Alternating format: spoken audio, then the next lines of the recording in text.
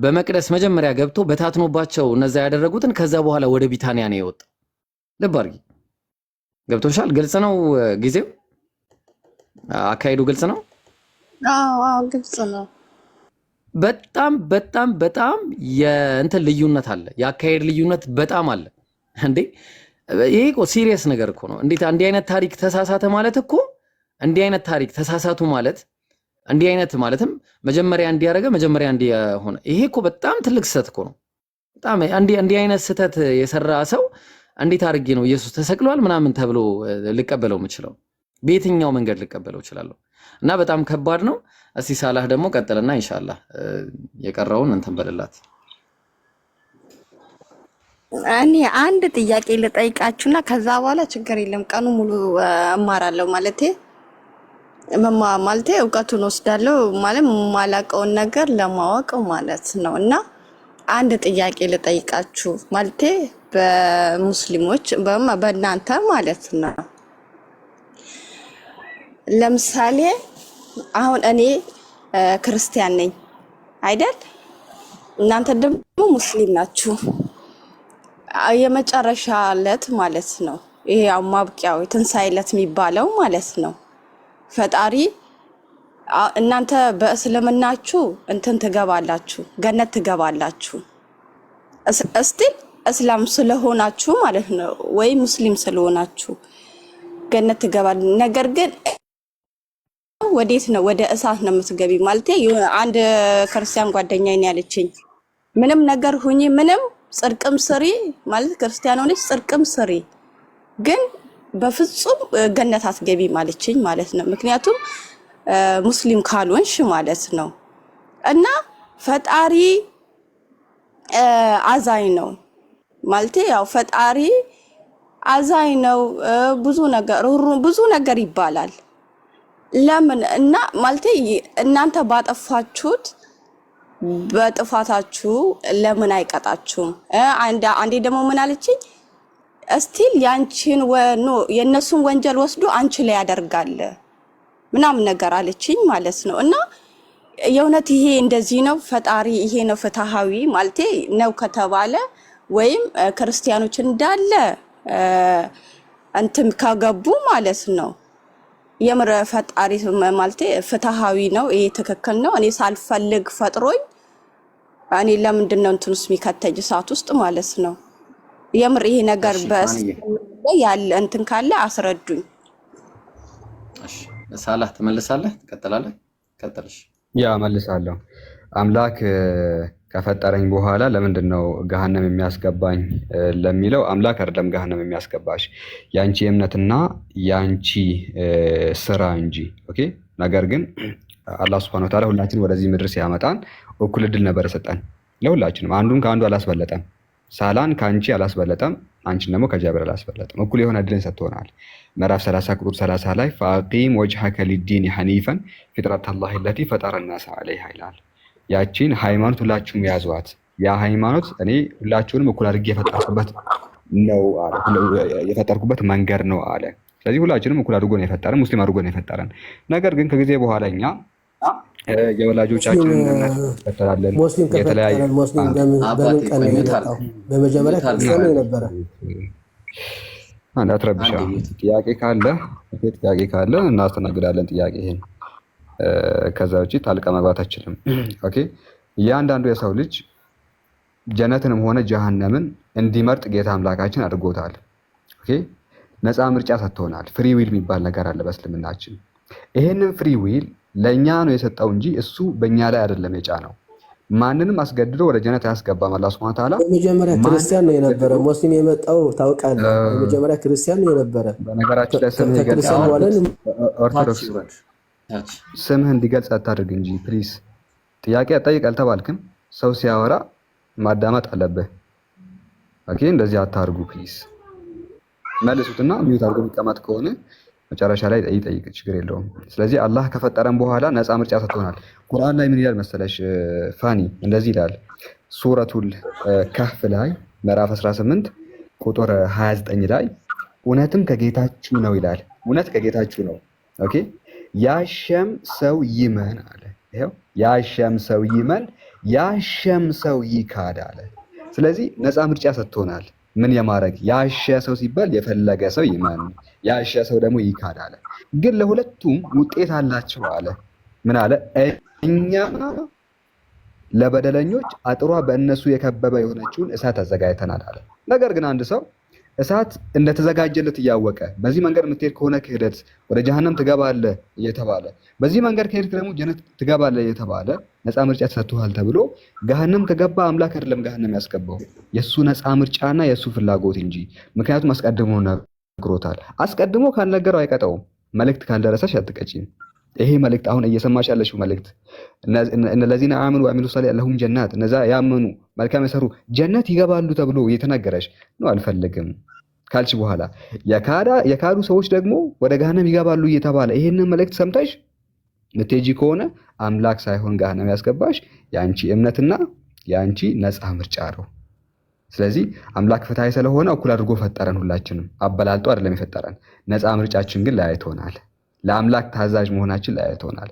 ለአምላክ ታዛዥ መሆኔ ወደ ገነት እንዲሄድ ምክንያት ይሆነኛል። አምላክ ላይ ከሃዲ በመሆንሽና መልእክቱን እየሰማሽ በማስተባበልሽ ግን መጨረሻ ወደ ጀሃነም እንዲሆን የራስሽ ፍቃድ ነው እንጂ የአምላክ አይደለም። ወንድሜ ማለት ስም አይታይም፣ እንትን ስለተጻፈ ስም አይታይም። ሙስሊም ማለቴ ያው መቼስ አሁን እየተማርሽ ይሄን ካልተቀበልሽ ወይም ትምህርቱን ወይም እንትን ሲባል ካልሰማሽ ያው ወይም እንትን ካላልሽ ወደ እሳት ነው የምትሄጂ፣ ካልሆነ ወደ ጀነት ነው የምትሄጂ ብለከኛል አይደል?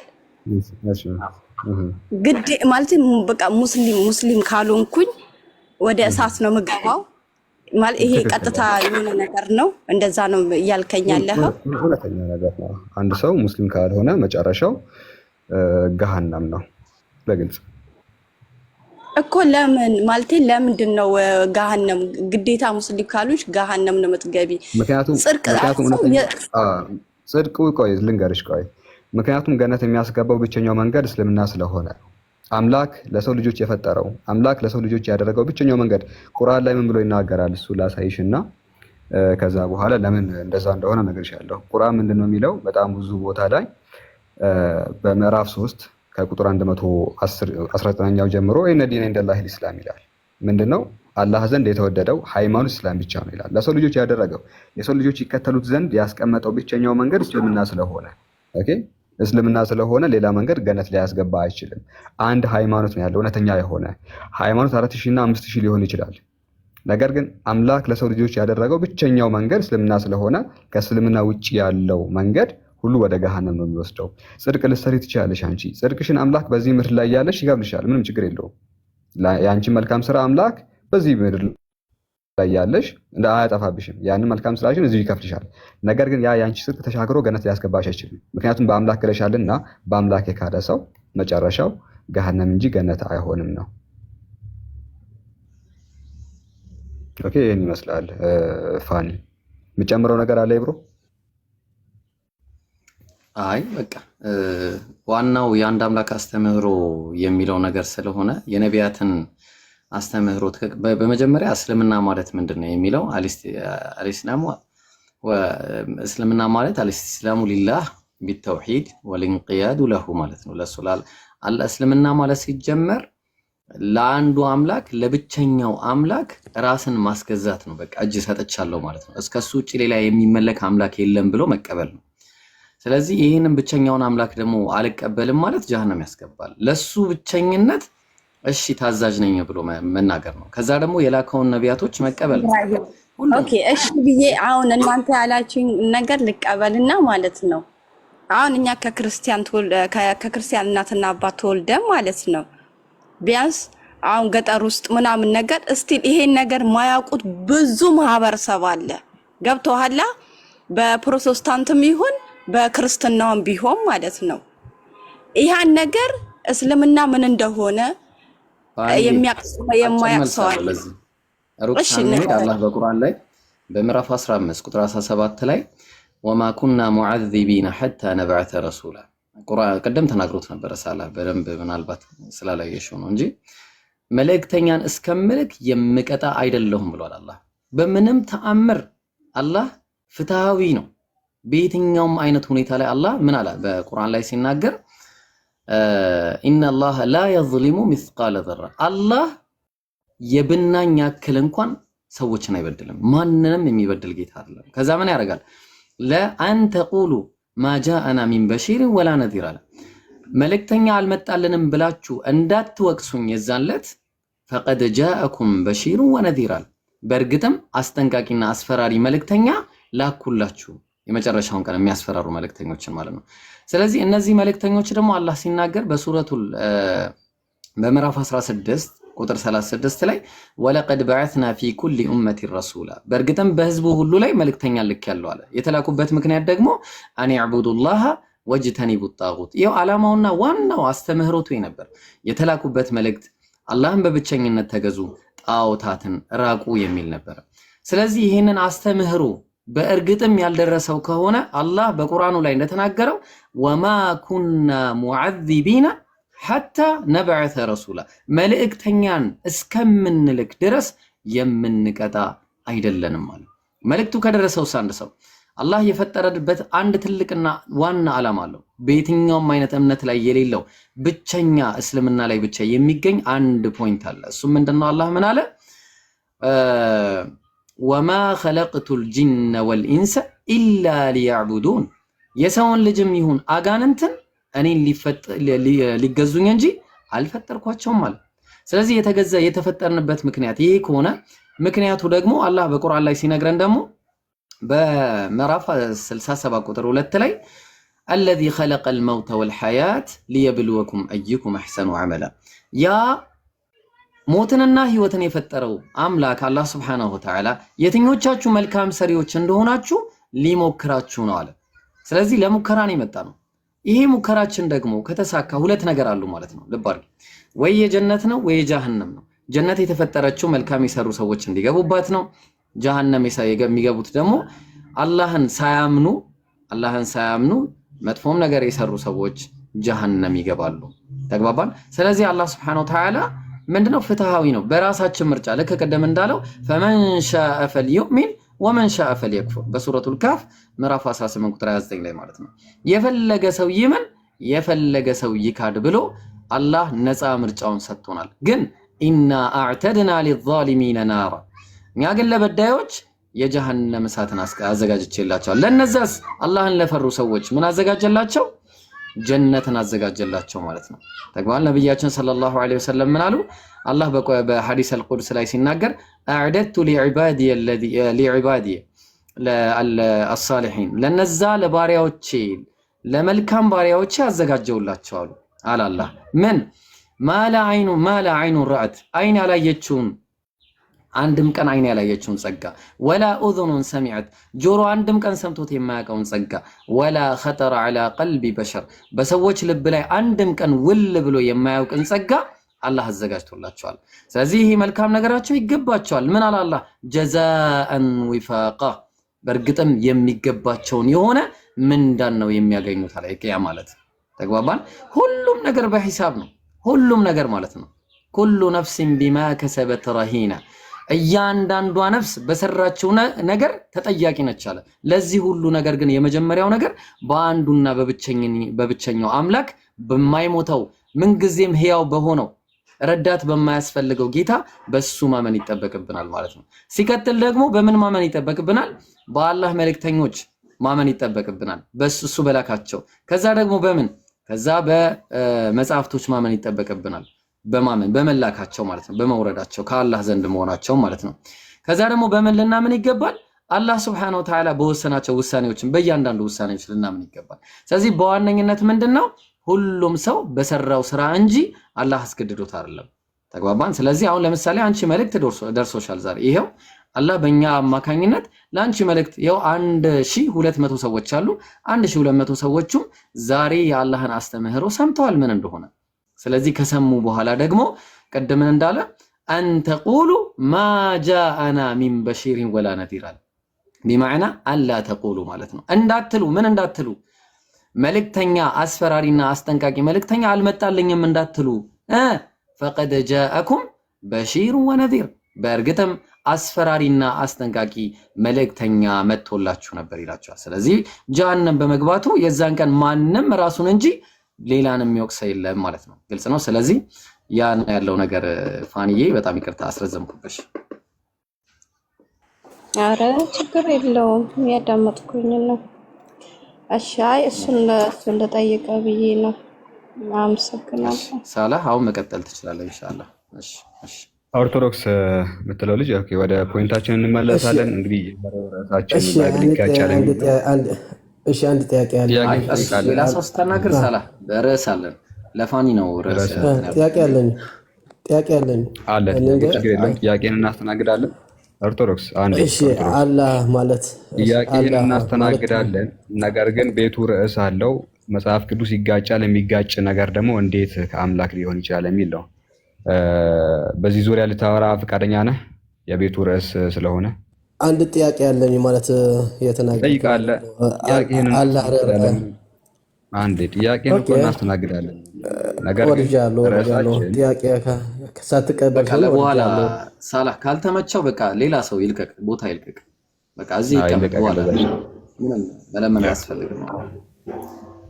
ኦኬ እንግዲህ የዛሬው ርዕሳችን መጽሐፍ ቅዱስ የአምላክ ቃል ሊሆን አይችልም የሚል ነው። ወአለይኩም ሰላም ወራህማ። አጭር ነገር ልናገር ለፋኒ፣ ጄኔራል የሆነች ነገር ከአንድ ደቂቃ ምናምን የማይበል ይቻላል። አዎ ጄኔራሊ እንትን የሚላት ነገር። እሺ ጀዛኩሙላህ ኸይረን፣ በጥሩ ሁኔታ ነው የተብራራላት። ፋኒ የሆነች ፖይንት ልጨምር ብዬ ነው። ፋኒ እየሰማሽኝ ነው? አዎ አለው እየሰማሁኝ ነው። ኦኬ አንቺ እንደው በጥቅል ነው የምልሽ፣ ጥቅል የሆነ ነገር ነው የምነግርሽ። ዝርዝር የሆነውን ነገር በሚገባ ነግረውሻል። አንድ እውነተኛ ሃይማኖት አለ ብለሽ ነው የምታምኚው? እኔ ይሄ ኢስላም ነው ክርስትና ነው ምናምን ሳይሆን ውስጥሽ እንደዛ አይነት እንትን አለሽ? አንድ በቃ እውነተኛ የሆነ ሃይማኖት አለ ብለሽ? እኔ ባለፈውም ለኢብራሂም የሆነ ተደበላልቆብኛል። በቃ ሁሉም ነገር ተማልቴ እስቲል አሁን ስለ እስልምና እየጠየቅኩኝ ወይም በመጣው ቁጥር የሆነ ውስጤ ሌላ ጥያቄ ነው እና ምንም እርግጠኛ ሆኜ የሆነ ቦታ አልያዝኩኝም። አልያዝሽም? አይ እንደሱ ይዘሻል አልያዝሽም ሳይሆን እንዲሁ አልለየሽም። ለጊዜው ግን አንድ እውነተኛ የሆነ እስላም ሊሆን ይችላል ክርስትና whatever፣ ግን አንዱ እውነተኛ ሃይማኖት ነው አይደለ? ከነዛ ውስጥ እንደዛ ብለሽ ነው የምታምነው? ትክክል። እና ያ ትክክለኛ የሆነ እምነት ያ አይደንቲፋይ አላደረግሽውም እስካሁን፣ አልለየሽውም እስካሁን። ያ እምነት እኔ ብቻ ነኝ ወደ ዘላለም ህይወት ወደ ድነት ማደርሰው ብሎ ማወጅ የለበትም ብለሽ ታምኛለሽ? አምናለሁ። አይደለም ማወጅ አለበት። ከኔ ውጪ ትክክለኛ እምነት ነኝ ብሎ ዲክሌር ካደረገ ከኔ ውጪ ያሉ መንገዶች በሙሉ የጥፋት ናቸው ማለቱ ተገቢ ነው። እንደዛ ብሎ ማወጅ ነው ማለት በዚህ ሴንሲው። ስለዚህ ኢስላም ነው እውነተኛው መንገድ፣ እንደዛም ብሎ ዲክሌር ማድረግ ሎጂካል ይሆናል ማለት ነው። አላህ እንግዲህ ይምራሽ ነው የምንለው። በርቺ።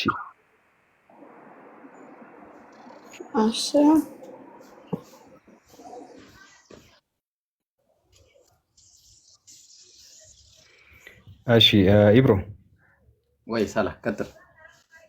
ከፋኒ ጋር እንቀጥል ወይስ ገስት ላይ ክርስቲያኖች ካሉ ብታስገቧቸው አስገቧቸው። እንግዲህ መጽሐፍ ቅዱስን ከማንቀበልባቸው ዋና ምክንያቶች መካከል መጽሐፍ ቅዱስ እርስ በርሱ ይጋጫል። በጣም ብዙ ኮንትራዲክሽኖች አሉ። የቁጥር ግጭቶችን ማንሳት እንችላለን። እንግዲህ ቁጥር በጣም ጥቂት ትንሽ ነገር እንደሆነ እናውቃለን። ግን አምላክ ቁጥር እንኳን ሲሳሳት እንዴት እናምነዋለን ነው ማለት በጣም ቤዚክ ነገር። እኔ ያን ቁጥር አልሳሳትም። የኤሌመንተሪ የሆነ ተማሪ ያን ያህል ትኩረት ሰጥቶ ቢያየው የማይሳሳተው ነገር መጽሐፍ ቅዱስ ሲሳሳት እናያለን። ለምሳሌ ምንድነው የሚሳሳተው ያላችሁኝ እንደሆነ ቁጥር ላይ በጣም ጥቃቅን ነገራቶችን ይሳሳታል። የሰው ቁጠራ ላይ መጽሐፈ ዕዝራ ምዕራፍ 2 ቁጥር 15 ላይ የአዲን ልጆች 404 ናቸው ይላል። የአዲን ልጆች 454 ናቸው። ስንት ልጆች? 400 ልጻፍላችሁ እዚህ ጋር 454 ናቸው ይላል የአዲን ልጆች። በሌላኛው መጽሐፍ ስንመጣ መጽሐፈ ነህምያ ምዕራፍ 7 ላይ የአዲን ልጆች 655 ናቸው ይላል። 650 ስንት? 655 ናቸው። አሁን እዚህ ጋር ከላይ በኩል ነዛ አይደለም ያለው የአዲን ልጆች 454 ናቸው አለ። 454 ወረድ ብላችሁ ሌላውን መጽሐፍ ስከፍቱ ግን የአዲ ልጆች 655 ናቸው ይላል። ራሱ ተመሳሳይ ሰው መሆኑን የምታውቁት በተመሳሳይ ኮንቴክስት ውስጥ ያለ ሰው ነው። ከላይ በኩል የባጋዋይ ልጆች 2056 ናቸው አለ። እዚህ ጋር አልተሳሳተም። እሱኛውን የባጋዋይ ልጆችን 2067 ናቸው አለ። ወደ አዲን ስንመጣ ግን የአዲኑን ይሳሳታል። ትናንሽ ነገራቶች እንዴት ያመልጡታል አምላክ። የአዲ ልጆች ስንት ናቸው? 454 ወይ 655? አምላክ ይሄንን ካላወቀ ትልቅ ነገር ሲነግረኝ እንዴት አምነዋለሁ ነው? እንዴት አሁን ይሄ የአምላክ ቃል ሊሆን ይችላል? በጣም ከባድ ነው። ስለዚህ መጽሐፍ ቅዱስ ይጋጫል። ይሄ እንደዚህ አይነት የቁጥር ግጭቶችን በጣም ማንሳት እንችላለን። ሌሎች ፖይንቶች ላይ ምን ግን ልናወራ እንችላለን። ምን ታለ ይብሮ? በትክክል እናወራለን። እስቲ ለምሳሌ ዮሴፍ ሙስሊም ነው ወላ ክርስቲያን ነው? እስካሁን ድረስ ቁጭ ብሎ ነበረ። ከዛ በኋላ ቢና አለ። ዮሴፍ አለ?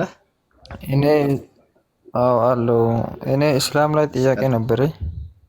እሺ እስላም ላይ ጥያቄ ካለ ታች ቁጭ በለና ከዛ በኋላ እንቀጥላለን ኢንሻአላህ። አሁን የእግዚአብሔር ቃል ነው ወይ ባይብል ስለተጋጨ የሚል ርዕስ ይዘናል። በዚህ ርዕስ ላይ እንቀጥላለን ኢንሻአላህ። ጥያቄ ያላችሁ በኋላ ላይ እናስተናግዳለን። አይዟችሁ። እሺ አሁን ስለዚህ አሁን የሆነ ነገር ስለዚህ በቃ በኋላ አሁን ስለመጋጨት በቃ ይሄን ትቀጥላለህ ከሳላህ ጋር ከቀጥል ካለዛ ለቢና አነስተው ድሉን። እሺ ፕሮግራማችን እንደዛ ስለሆነ አው ትንሽ የሚችለው ነገር ልበለው እዚህ ላይ አው ስለ አይጋጭ ነው ላይ ቀጥል። አሁን በጀመራ እናንተ ሙስሊሞች ማወቅ ያለባችሁት ይሄ የጻፈው በሰው እጅ ስለተጻፈው ሰው ሊሳሳት ይችላል።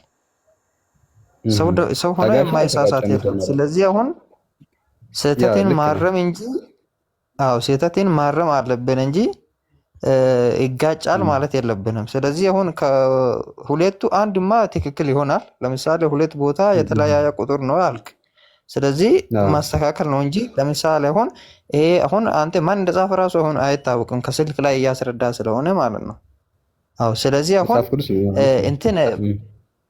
እንትን ላይ ያለው ማለት ነው ማን ነው በሃርድ ሶፍት ያለው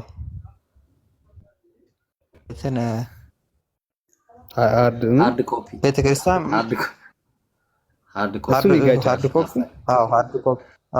በሃርድ ኮፒ ያለው ይጋጫል።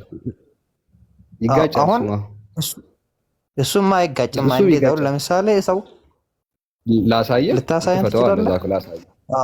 ኧረ በደንብ ነው እንዴ በደንብ ይሄን ነው የምትለው?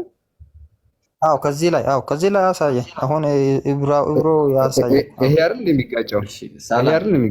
መጀመሪያ መስፈርት አስቀምጥ።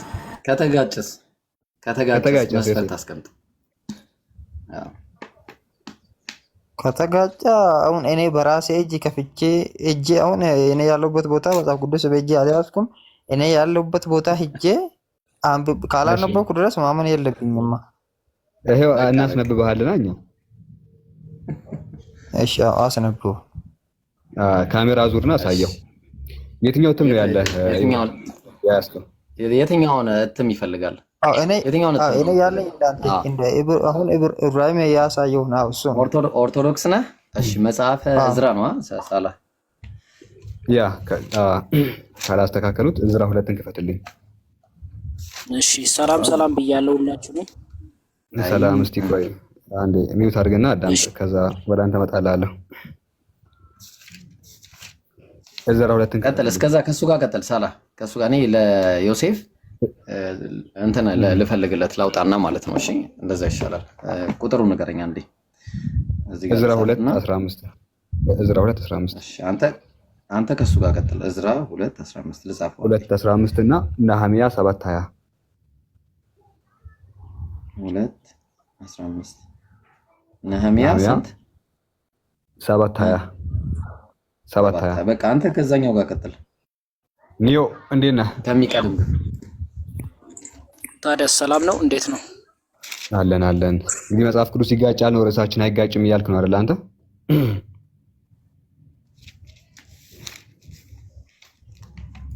አይደለ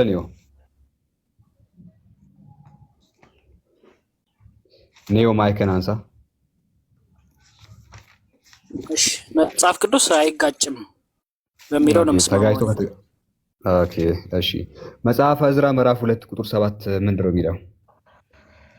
እስቲ እንየውና አንድ ላይ እኔም እያየሁት ነበር፣ እንደ ድንገት እየተከታተልኩ ነበረ። ለዛ ነው አይቼ እየተከታተልኩ የነበረው፣ ለዛ ነው። እሺ መጽሐፈ ዕዝራ ምዕራፍ 2 ቁጥር 8 ላይ የኤላም ልጆች 1254 የዛቱ ልጆች 945 የዘካይ ልጆች 760 ይላል። የዛቱ ልጆች ስንት ነው ያለው? 945 እንጻፈው። እሺ የዛቱ ልጆች 945። መጽሐፈ ነህምያ ምዕራፍ 7 ቁጥር 13 የዛቱ ልጆች 845 ይላል። የሆነ የተፈጠረ ችግር ያለ አይመስልም?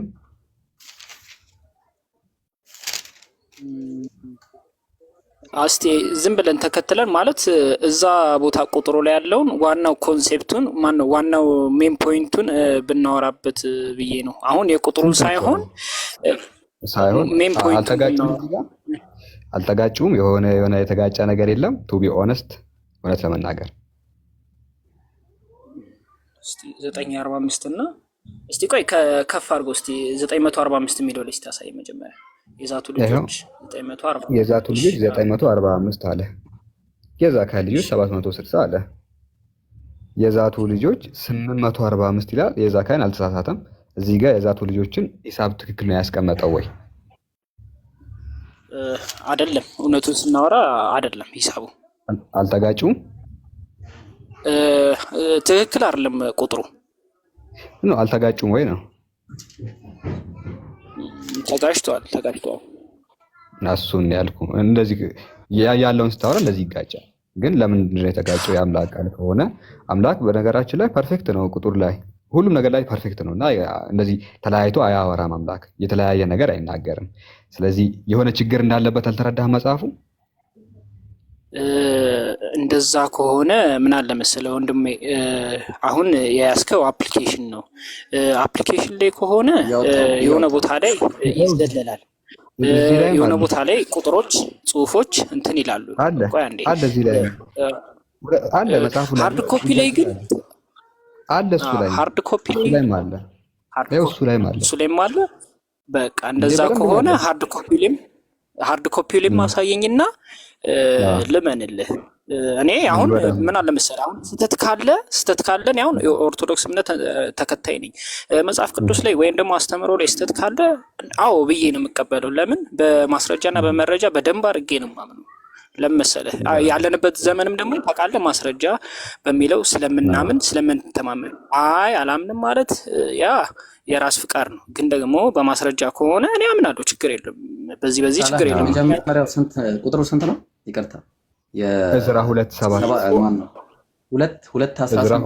ነው። የቅድሙ 2:15 ነበር።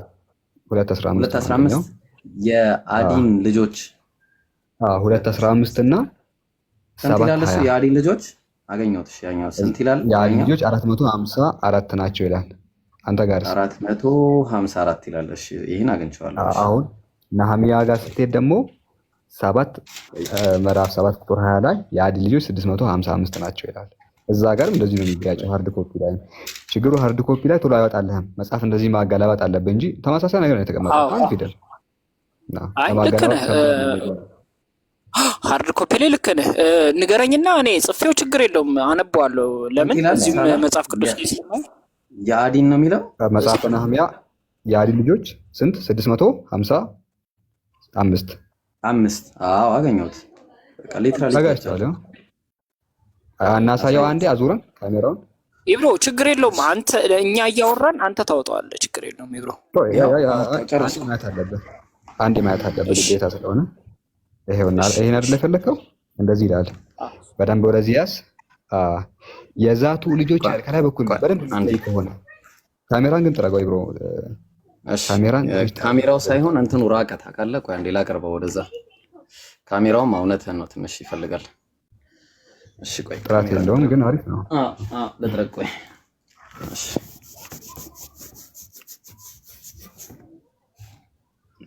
በቃ እንግዲህ እሺ ላስተጋስተጋዋለሁ። ቆይ ችግር የለውም። ይታያል። የዛቱ ልጆች ይሄው እዛ ጋር የዛቱ ልጆች 845 ይላል። የዛቱ ልጆች 845 ይዛሃል ቁጥሩን? ይዣለሁ። የዛቱ ልጆች 845 እንዳለ ሁሉ እዛ ጋርም የዛቱ ልጆች 845 ናቸው አለ። ልክ ነው አይደለ? እዚህ ጋርም እዚህ ጋር አንድ ነው። አሁን ነህምያን ክፈትልን ኢብሮ፣ እዛው ጋር ነህምያን ክፈትልን። ኦኬ ይሄ ነህምያ ነው። ሳላ ነህምያ ነው። ልክ ነው። መጽሐፍ ትክክል ነህምያ ነው። የዛቱ ልጆች 845 ናቸው አለ ምዕራፍ 7 13 ላይ። አሁን እዝራ 2:8 ክፈትልን። እዝራ 2:8 የዛቱ ኦኬ፣ እሱም የዛቱ ልጆች ነው። የዛቱ ልጆች ነው። እዝራ ምዕራፍ 2 ኦኬ። የአዲን ልጆች ላይ ነው ያደረኩት። ቆይ እሺ ቁጥር ስንት ነው ያልከኝ? ምዕራፍ 2 ቁጥር ስንት? ምዕራፍ 2 ቁጥር 7 እዝራ 2:8 ቁጥር። ኦኬ እንደዛ ከሆነ ቆይ አንዴ ወደኋላ ልመለስ። አንዴ አላቀለምኩትም እሱ። ቆይ አንዴ ይቅርታ፣ አቅልመው እዚሁ እያየ ነው። አቅልመው ከፈለግ ያ 2:8 ቁጥር 8 እሺ ቁጥር 8 አግኝቼዋለሁ። የዛቱ ልጆች ስንት አለ? ስንት ይላል? 945 አዎ ይኸው እስቲ የዛቱ ልጆች 945 ያው 945 ቅድም ደግሞ ያየነው ላይ 845 ነበር የሚለው። ሃርድ ኮፒው ይጋጫል፣ አንድ ናቸው እዚህ ጋርም ግጭቶቹ። ስለዚህ እንዴት ነው ይሄ መጽሐፍ የምርም ከአምላክ ነው ልንል የምንችለው? እንዲህ የሚጋጭ ከሆነ አምላክ ሁለት ነገር አይናገርም እና መጽሐፉ ላይ ችግር አለበት የምንለው በምክንያት ነው። ኒዮ በጣም ብዙ ልንጨምርልን እንችላለን፣ አያልቅም። እንጀምር ብንል ማታ ነው የምንጨርሰው፣ ላያልቅም ደግሞ ይችላል። እንደዚሁ አንድ እያል በጣም ብዙ ነው የሚሄደው እና ይህን መጽሐፍ የአምላክ ቃል ብሎ መቀበል ትንሽ አይከብድም ወይ ስታስበው አንተ? አይ ያው ለሱ ለእንደዚህ ለቁጥሮች ምናልባት አሳታሚዎችም ይሁን እንደገና ደግሞ ሊቃውንቶችም እነሱን ተጠይቀው ምላሽ ሊሰጡበት ይችላል። ግን ያው መጽሐፍ ቅዱስን ደግሞ አንደኛ ነገር ስታነበው የምታምነውም አለ እንደ እንትን ሲብራራለህ ደግሞ የምትቀበለውም ነገር አለ። ያንን ተከትለህ ነው እምነትን የምትይዘው። ተረዳኸኝ አይደለ? ስለዚህ ስተት ከዚህ ላይ እየተጋጨ ነው ችግሩ። ምን መሰለህ፣ ንጹህ ቢሆን ኖሮ እምነትን ትወስዳለህ። ግን ሲመጣ እምነት ለመውሰድ ከባድ አያደርገውም ወይ? ነው ቱ ቢሆንስ በእርግጥ አሁን እንደዚህ ነገር ሲኖሩ ከባድ ነው። የሚጋጭ ከሆነ አንድ ቦታ ላይ የቁጥር ልዩነት አንድ ቦታ ላይ እንትን ካለ እርግጥ ነው እውነቱን ነው የምነግርህ ለመቀበል ይከብዳል።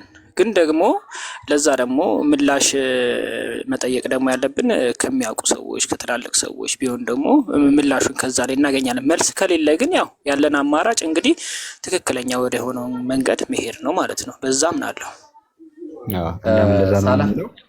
የተወሰኑ ጨማምሩለት።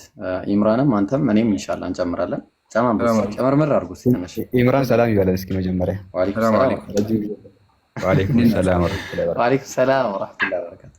ወአለይኩም ሰላም ወራህመቱላሂ ሀቢቢ ሳላህ፣ ወንድም ኢብራሂም፣ ወንድም ፋቲ፣ ሁላችሁም እህት አሲያ፣ ጃቢር ሁላችሁም ሰላም ብያለሁ። ወንድም ሰዓት ትቀጥላለህ። የአሁኑ ላይ ብቻ አንድ ሀሳብ አለኝ። ኒዮ በደንብ እየሰማኸኝ ነው ወገናችን?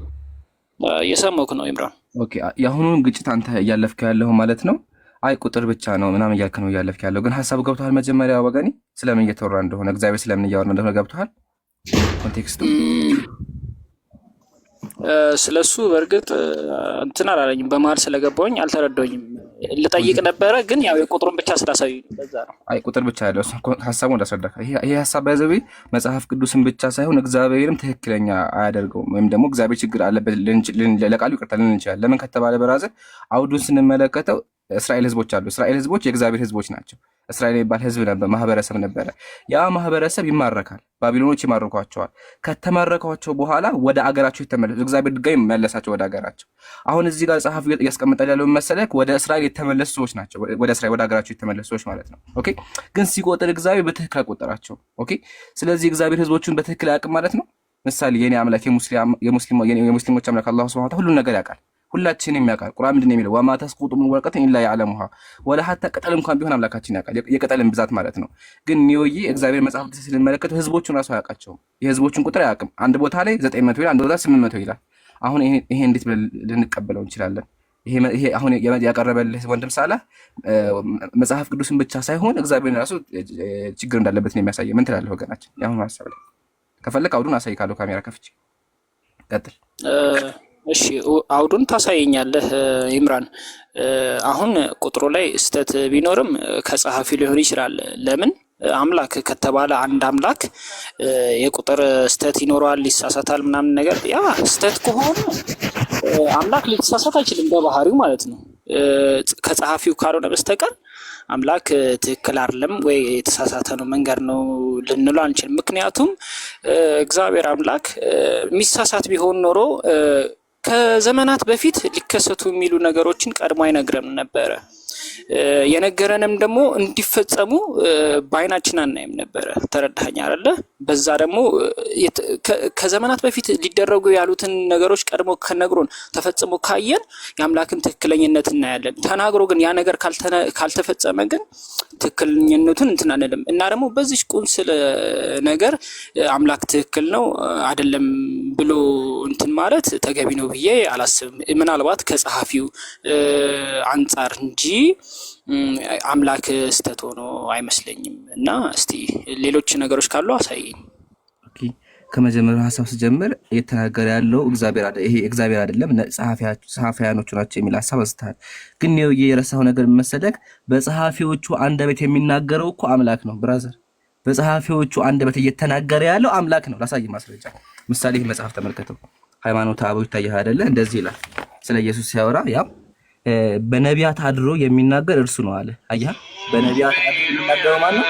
እግዚአብሔር ነው። ኢብሮ የሚታርገው አየህ። ስለዚህ እግዚአብሔር ነው በነቢያቶቹ ያደረ የሚናገረው። ስለዚህ እዚህ ጋር በመጽሐፈ ዕዝራ ላይ በዕዝራ እንደበት እየተናገረ ያለው ማን ነው? እግዚአብሔር ነው እየተናገረ ያለው። እግዚአብሔር የህዝቦችን ቁጥር እየተናገረ የህዝቦችን ብዛት እየተናገረ ተሳሳተ ወይም ደግሞ በትክክል አላስቀመጠውም። ኦኬ አንዴ ፎቶ አጥፎና ላሳይክ። ህዝቦች አሉ።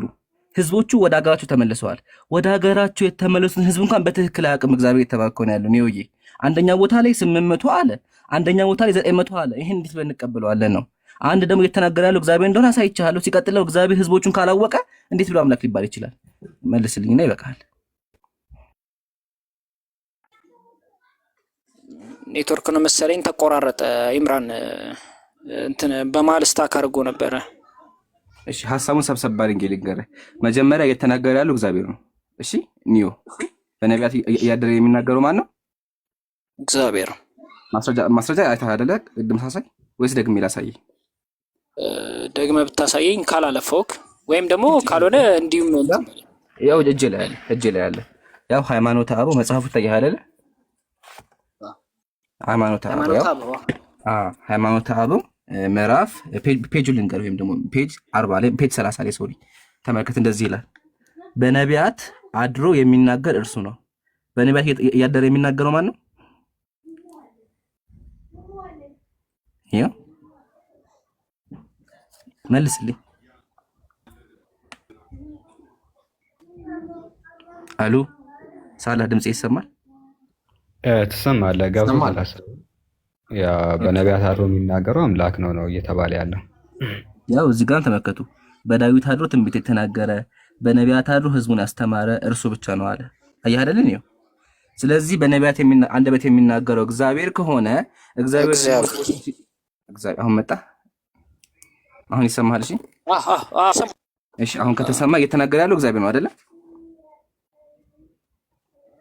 አዎ በሌላ ለመጨረሻ ጊዜ ወይም በቃ እግዚአብሔር ብለህ እንዳመንክ ህዝቡ አይቷል። እሺ እግዚአብሔር ከሆነ እየተናገረ ያለው በዕዝራ አንደበት እግዚአብሔር የበጓይ ልጆች 2056 ናቸው አለ ቁጥር 14 ላይ መጽሐፈ ዕዝራ ምዕራፍ 2 ቁጥር 14 ላይ እየሰማኸኝ ነው ኒዮዬ? እየሰማሁ ነው። ኦኬ እግዚአብሔር እየተናገረ እግዚአብሔር ሲናገር መጽሐፈ ዕዝራ ምዕራፍ 2 ቁጥር 15 ላይ የአዲን ልጆች 454 ናቸው አለ። ስንት ናቸው? 454። ኦኬ እሺ ወደ መጽሐፈ ነህምያ ና። መጽሐፈ ነህምያ ምዕራፍ 7 ቁጥር 20 ሄድልኝ። ምዕራፍ 7 ቁጥር 20 እንደዚህ ይላል። ሳላ ጎን ለጎን ንክፈተው። ቆይ እሺ አንተ የትኛውን ከፈክልኝ? መጽሐፈ ዕዝራ። እሺ ይኸው እኔ ነህምያ ከፍቻለሁ። ያው ተመልከቱ። ያንተ ስንት ነው? ሳልሃን ብብልኝ አንተ። የአሊ ልጆች 454 ናቸው። እሺ ቆይ እኔን ደግሞ ላውጣው አንዴ። 450 ሶሪ የቅድሙ ድሌት አድርጌው ነው። እሺ አንተ ነህምያ እኔ ዕዝራን ከፍቻለሁ። ነህምያ ከወጣኝ ነህምያ አወጣው። ቅድም ሳላቅ ድሌት አድርጌዋለሁ። ሳላ ነህምያ አለ አለኝ። አዎ በቃ ነህምያ ያወጣልኝ አንተ። ኦኬ ኢምራን። አቤት። ኢምራን አቤት። ያ ወገናችን ይታያል። ሳላህ እንትን አንብብልኝ። የአሊ ልጆች 655 ናቸው። 655 እኔ ጋር ደግሞ ተመልከት። የአሊ ልጆች 454 ናቸው ይላል። ጉድ እኮ ነው። እሺ አሁን የትኛው ትክክለኛ ነው ጥያቄያችን? እግዚአብሔር ሁለት ነገር ተናገረ። እግዚአብሔር ተናገረውን ነገር አንደኛ ቦታ ላይ 454 አለ፣ አንደኛ ቦታ ላይ 655 አለ። እግዚአብሔር በትክክለኛ የተናገረው የትኛው ነው? የትኛው ላይ ነው? የተሳሳተው ውስጥ የትኛው ላይ ነው? ተሳስቷል አይደለ? ስለዚህ እሱን ንገረን። ሲቀጥል ደግሞ አምላክ እንዲህ ብሎ ይሳሳታል፣ አምላክ እንዲህ ብሎ ህዝቦቹን አያውቅም፣ ህዝቦቹን እንዲህ ብሎ አያውቅም። ወገናችን ነው ይይ መልስልኝ።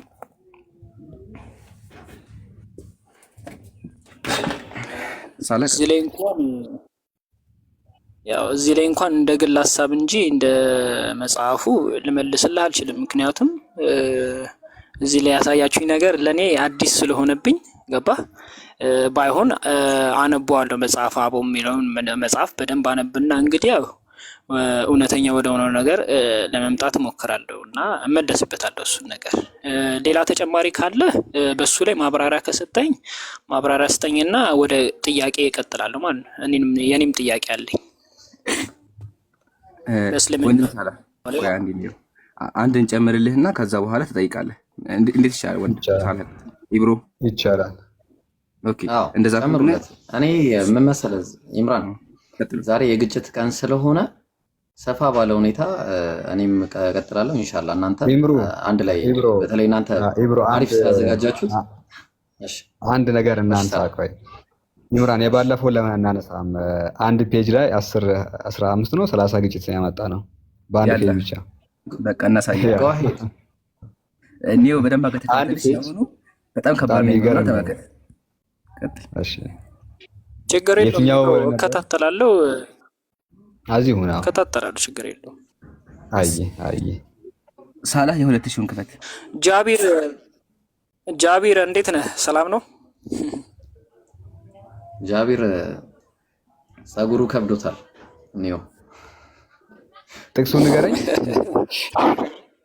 እሺ እንቀጥል። ዘፍጥረት 5 ቁጥር 3 ተመልከት በደንብ። ዘፍጥረት 5 ቁጥር 3 ዘፍጥረት 5 ቁጥር 3 ሁሉ መጽሐፍቶች በሃርድ ኮፒ አሉ። አንድ የሃርድ ኮፒውን ታሳየዋለህ ኢምራን? መጽሐፎች አለኝ። ቆይ ላሳይህ። መጽሐፍቶች ሁሉንም ይዘናል። ቆይ ከላይ በኩል ያሳይ። ያው ሁሉም አሉ። ይሄ ሁሉም እዚህ ጋር የሚታይ ከሆነ ይሄም አለ፣ ይሄኛውም አለ፣ ይሄኛውም አለ። እቃውን ጨረስከው? ይሄው እነዚህም አሉ። እሺ ኧረ ኢምራን ቀስ። አይ ወደቀ። እሺ ያ ሁሉም አሉ። ከፈለክ በመጽሐፍም እናሳያለን። እሺ ከዛ ተጨማሪም ከፈለክ እናወጣልሃለን። ኦኬ አሁን ሳላህ እንመለስ። ያ እሺ አንድ ላይ ስንት ግጭት እንዳለ እንመልከት። የአዳም ትውልድ ይላል ምዕራፍ 5።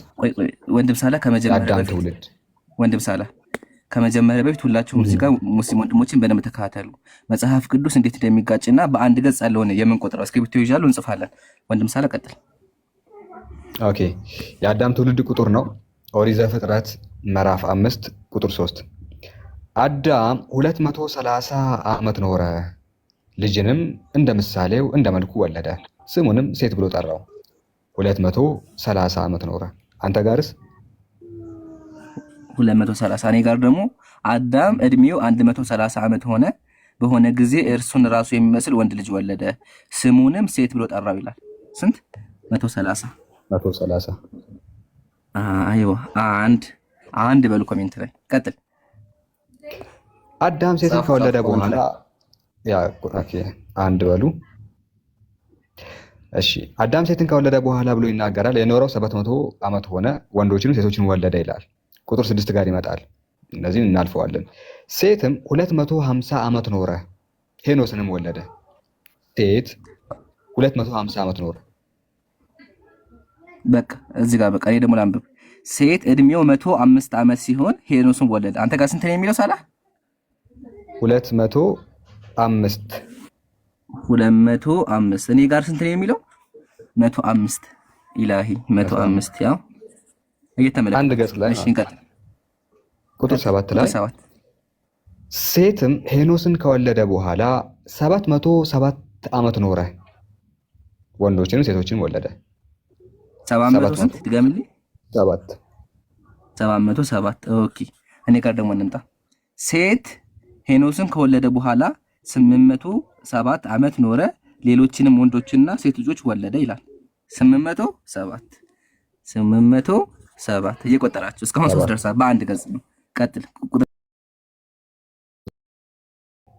ሄኖስ 190 ዓመት ኖረ፣ ቃያንንም ወለደ።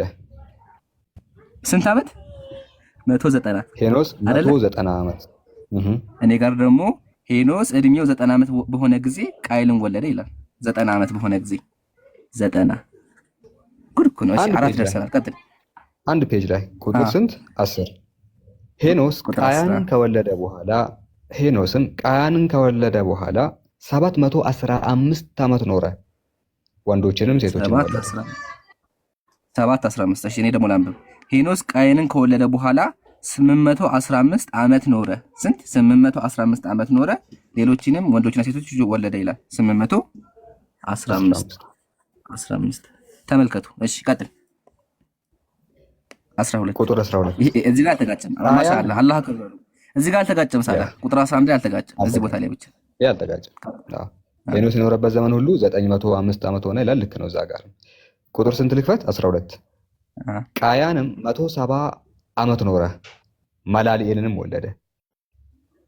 ስንት ዓመት ኖረ? ድገምልኛ እንዴ። 170 ቃያንም 170 ዓመት ኖረ። 170 ዓመት ኖረ። እሺ እኔ ጋር ደግሞ ቃይናን እድሜው 70 ዓመት ሲሆን መላኤልን ወለደ ይላል። ስንት ዓመት? 70 ዓመት። እሺ 1 2 3 4 6 ደርሰናል። ቀጥል። ቁጥር 13 ቁጥር 15 13 እሺ ቃያንም መላልኤልን ከወለደ በኋላ 740 ዓመት ኖረ። ቃያን መላልኤልን ከወለደ በኋላ 740 ዓመት ኖረ። ወረቀት ሞላብኝ፣ ልቀይር። ወረቀት ይሄ ሞላ። እንቀጥል ደግሞ እዚህ ጋር ስንት ዓመት ኖረ? ኢምራን ሁለት ነው የቀረው። ኒዮ አንዴ ኒዮ ቆይ አንዴ። እሺ ጨርሱ። እሺ ሳላ ቁጥሩን ልገብልኝ አንዴ። ጨርሰናል። እሺ ቃያንም 170 ዓመት ኖረ፣ መላልኤልንም ወለደ። ኦኬ እኔ ጋር ደግሞ ቃያንም 170 ዓመት ሲሆን መላልኤልን ወለደ ይላል። ያው 70 ዓመት እኔ ጋር ይምሩ ሰማለሁ። ይሰማል። 70 ጽፌያለሁ። ቀጥል። ቁጥር 13 እሰማለሁ። ኔትወርክ ያዘኝ። ትሰማለህ? እሰማለሁ። ይምሩ ኦኬ 170 ብለህ አስተካክለው። ቃያን 170 ዓመት ኖረ። እሺ 170 ዓመት ኖረ። ከዛ ማንን ወለደ? መላልኤልን ወለደ።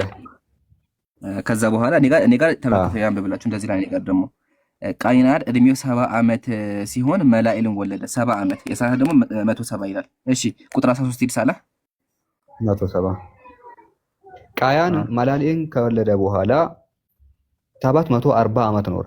740 ዓመት ኖረ። እሺ እኔ ጋር ደግሞ ቃይናን መላልኤልን ከወለደ በኋላ 840 ዓመት ኖረ። 800 አንተ ጋር 740 እኔ ጋር ደግሞ 840 ኢላሂ። ቀጥልሽ። ቁጥር 14 ቁጥር 15 እዚህ ጋር ተጋጨም። መላልኤል 160 ዓመት ኖረ። 14 አልተጋጨም። መላልኤልም 160 ዓመት ኖረ፣ ያሬድንም ወለደ። ኦኬ 160 ዓመት ነው። እኔ ጋር ደግሞ መላልኤል እድሜው 65 ዓመት በሆነ ጊዜ ያሬድን ወለደ ይላል። ስንት ዓመት? 65 ቀጥል። 65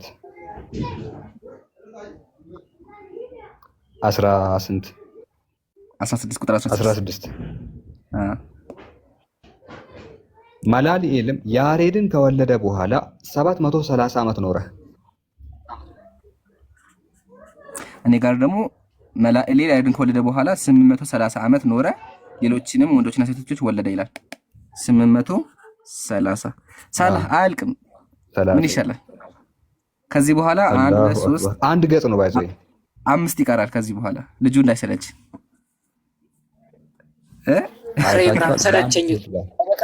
ሰለቸኝ እኮ ከዚህ ጋር ሐሳቡ ሰብላገውና ከዛ ትቀጥላለህ። ሰላም ለመጠቅለል ተዘጋጅ። እሺ እስካሁን ያሳየህን ነው መሰለክ ከአንድ ቢበቃን በቃ ጨረስን። በቃ ላጠቃልልና ጨረስን። እሺ ከዚህ በኋላ በቃ አናስጨንቀን።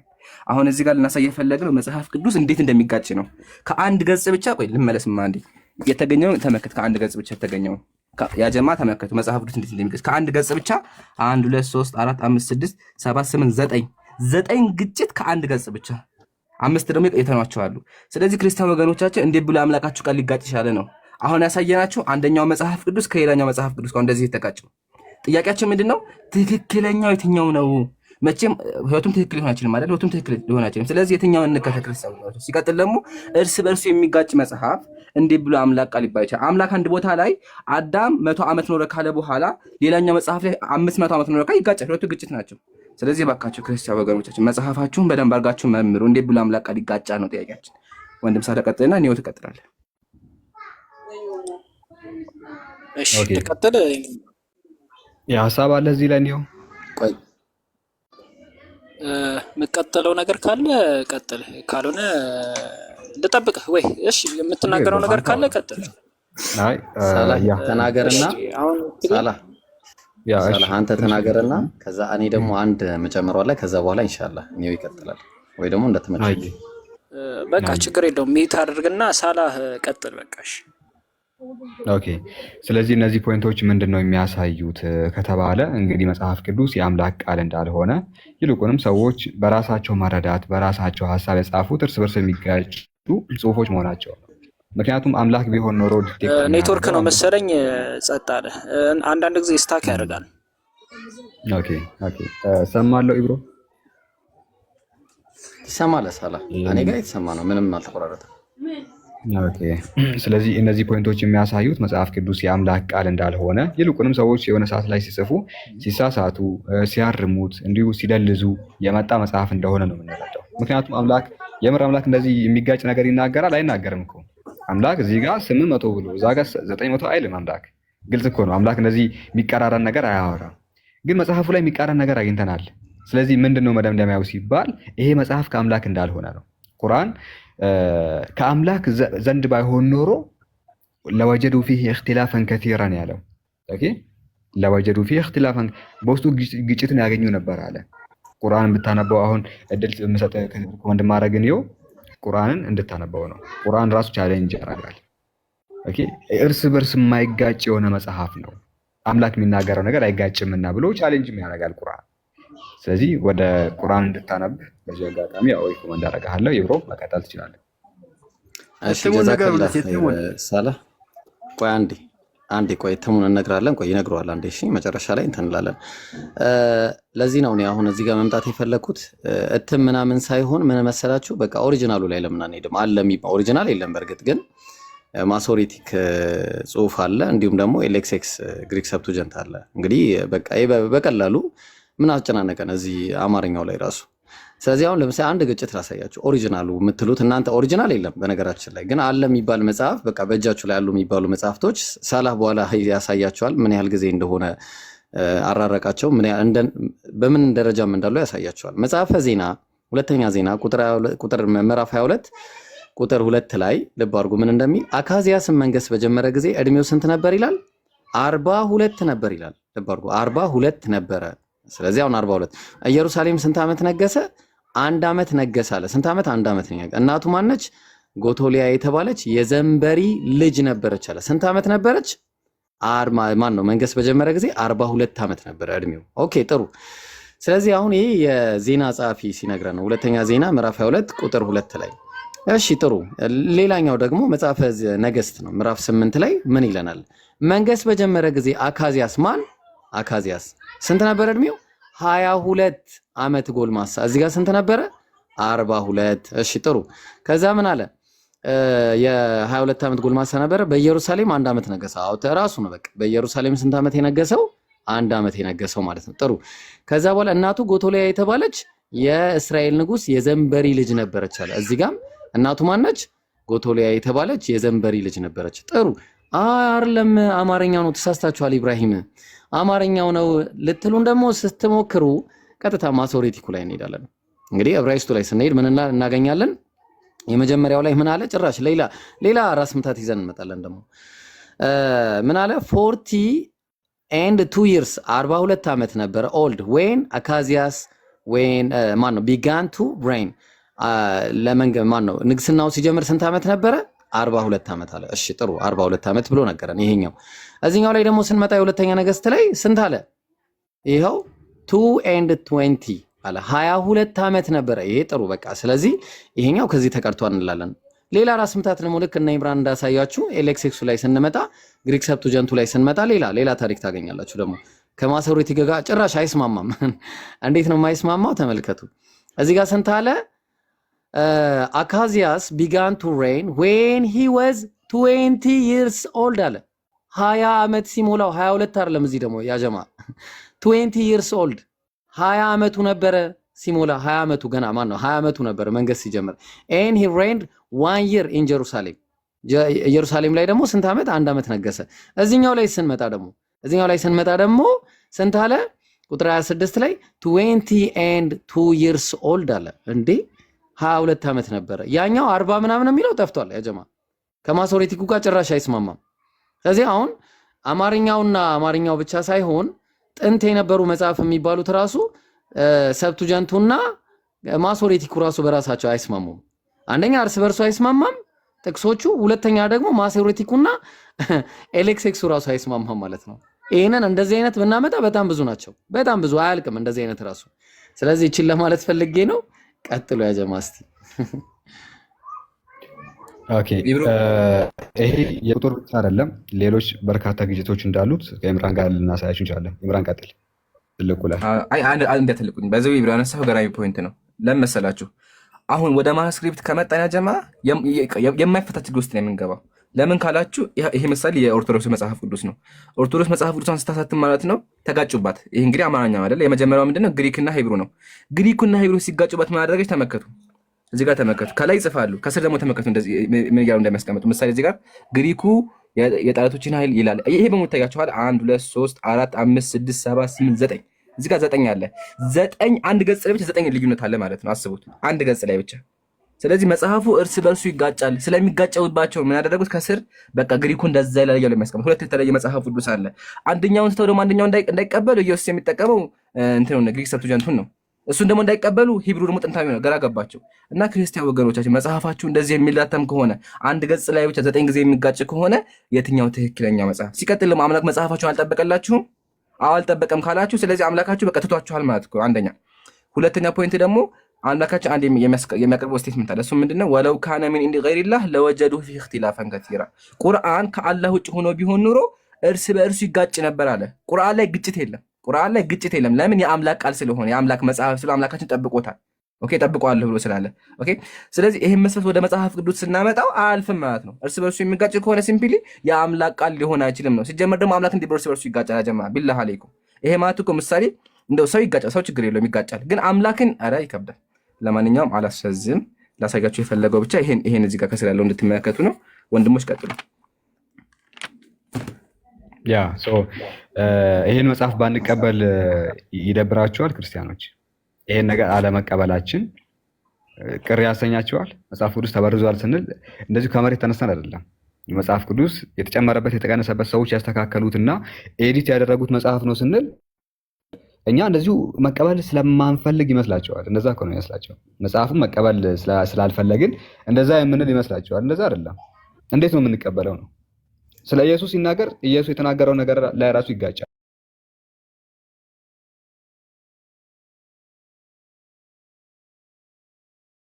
ያላቸው።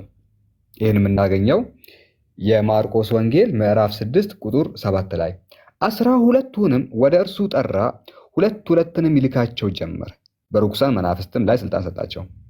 ለመንገድም ከበትር በቀር እንጀራም ቢሆን ከረጢትም ቢሆን መሐለቅም በመቀነታቸውም ቢሆን እንዳይዙ አዘዛቸው። 12ቱ ወደ ራሱ ከጠራቸው በኋላ ምንም ነገር ይዛችሁ እንዳትሄዱ፣ ለመንገድ ስትሄዱ ምንም ነገር እንዳትይዙ ከበትር በቀር አላቸው። በትር ምንድነው ካላችሁኝ እንጨት ማለት ነው። እንጨት እንደዚህ የድሮ ሰዎች የሚይዙት እንጨት የለም። ይሄንን ፈቀደላቸው። ከበትር በስተቀር ምንም ነገር እንዳትይዙ አላቸው። ዱላ ነውና እያንዳንዱ በቃ ዱላ እንደዚህ ይዞ መጣ። ይሄኛውም ዱላ ያኛውም ዱላ ይዞ ተነሳ። ከበትር በስተቀር ምንም ነገር እንዳትይዙ አላቸው።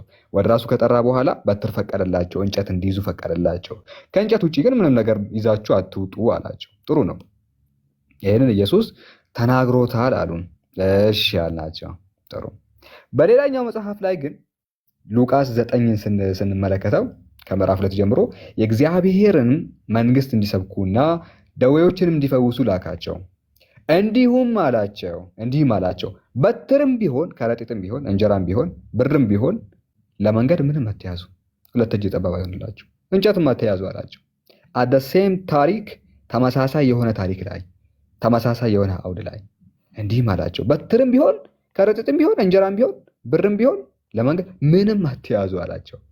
ሹፉ፣ ምንም አትያዙ፣ ምንም ቢሆን በትርም ቢሆን።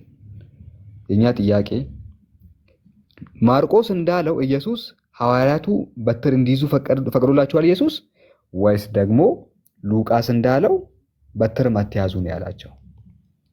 የቱ ነው ትክክለኛው ከሁለቱ? ኢየሱስ የሚናገረው ነገር ራሱ ይጋጫል። ኢየሱስ የሚያወራው ነገር ራሱ ይጋጫል። አውርቶ ያፈርሰዋል። እኔና አብ አንድ ነን አለ ምናምን የምትለው አንተ እንዴት ልመንህ? እንዴት ልቀበልህ? እንደዚህ አለ እኮ ኢየሱስ ብትለኝ አልቀበልህም። ምክንያቱም እንደዚህ እርስ በርሱ የሚጋጭ ስለሆነ ተናግሮታል ተብሎ ይፋለሳል ኢየሱስ ንግግር። ይሄ በፍጹም የአምላክ ቃል ሊሆን አይችልም። እውነተኛ ደግሞ መጽሐፍም ደግሞ ሊሆን አይችልም። ሌላኛው አምላክን በጣም በክፉ መንገድ ደግሞ ያቀርበዋል። አምላክን ሰው የፈለገ ያህል ቢጋጭ ወይ ወደ እሱ ከማለፍ በፊት እስቲ አንድ ጋራ የሚገጭ እዛው እያለ የዮሐንስ ወንጌል ክፈት ማለት ዮሐንስ ወንጌል 3:13 የትኛው ልክፈት? የወንጌል የፈለከው ቅጂ። እሺ እንደዛ ከሆነ የ62ቱ ልክፈት 54ቱን ብዙ ሰው የሚጠቀመው ዮሐንስ ወንጌል ምዕራፍ 3:13 ዮሐንስ ወንጌል ያሁኑም በደንብ ተመልከቱ። ለምን በቃ አምላክን ውድቅ የሚያደርገው መጽሐፉን ውድቅ ያደርገዋል፣ አምላክን ውድቅ የሚያደርገው። እሺ አንብብልን። ከሰማይ ከወረደ በቀር ወደ ሰማይ ያወጣ ማንም የለም። ከሰማይ ከወረደ በቀር ወደ ሰማይ ያወጣ ማንም የለም። እርሱም ማን ነው? እርሱም በሰማይ የሚኖር የሰው ልጅ ነው። የሰው ልጅ የተባለው ማን ነው? ኢየሱስ ነው። ኢየሱስ የሰው ልጅ የተባለው በመጽሐፍ ቅዱስ መሰረት የሰው ልጅ ኢየሱስ ነው። ከፈለጋችሁ ማስረጃ የመጽሐፍ ቅዱስ መጽሐፍ እንደዚህ ይላል። ከፈለጋችሁ ማለት ነው። ያው ክርስቶስ ስለራሱ ሲያስተምር ብዙ ጊዜ የሰው ልጅ የሚለውን ቃል ይጠቀም ነበር። የሰው ልጅ የተባለው ኢየሱስ ነው። ስለዚህ ከኢየሱስ ወደ ሰማይ ይወጣል ወንድም ሳላህ? የለም። ከኢየሱስ ወደ ሰማይ ይወጣል? የለም። ከሰማይ ከወረደ በቀር ወደ ሰማይ የወጣ ማንም የለም። ኦኬ፣ አሁን በደንብ አድርጋችሁ ያዙልኝ። ከኢየሱስ በስተቀር ወደ ሰማይ የወጣ የለም። እሺ፣ ይሄን ከያዝን በኋላ መጽሐፍ ቅዱስን ግን ወደ ኋላ ገልጠን ስናነበው ወደ ሰማይ የወጡ በጣም ብዙ ሰዎች እንዳሉ እናገኛለን። አሳያችኋለሁ። መጽሐፍ ቅዱስን ወደ ኋላ ተመለስን ስናነበው ወደ ሰማይ የወጡ በጣም ብዙ ሰዎች አሉ። እዚህ ጋር ጥያቄያችን ምንድን ነው የሚሆነው? አንድ የዚህ መጽሐፍ ጸሐፊ እንደው ተሳስቶ እንኳን መጽሐፍ ቅዱስን አላነበበውም? ድሮ የነበሩትን መጽሐፍ። ይሄ ነው ጥያቄ። አሁን ደግሞ እንክፈሳላ። መጽሐፈ ነገሥት ካልዕ ምዕራፍ 2 ቁጥር 11 እሱን አውጣው አንተ። መጽሐፈ ነገሥት ካልዕ መጽሐፈ ነገሥት ካልዕ 2 እሺ፣ መጽሐፈ ነገሥት መጽሐፈ ዜና ነው ይሄ። መጽሐፈ ነገሥት እስቲ የቱ ጋር ነው ያለው? መጽሐፈ ነገሥት ካልዕ በቃ እጅ ላይ ያለበት ካልዕ ነው ሳሙኤል ነው እሱ።